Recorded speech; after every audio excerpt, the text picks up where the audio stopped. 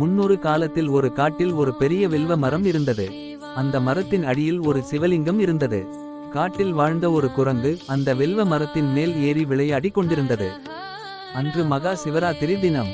அந்த குரங்கிற்கு அது தெரியாது. பசியால் அங்குமிங்கும் அலைந்த அந்த குரங்கு வில்வ மரத்தின் கிளைகளை பிடித்து உலுக்கியது.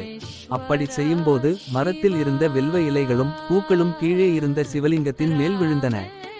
இரவு முழுவதும் அந்த குரங்கு தூங்காமல் மரத்தின் மேல் இருந்ததால் தெரியாமலேயே சிவராத்திரி விரதத்தையும் அது செய்து முடித்தது. சிவராத்திரி முடிந்த மறுநாள் அந்த குரங்கு இறந்து போனது. யமதூதர்கள் அதன் உயிரை கொண்டு செல்ல வந்தனர்.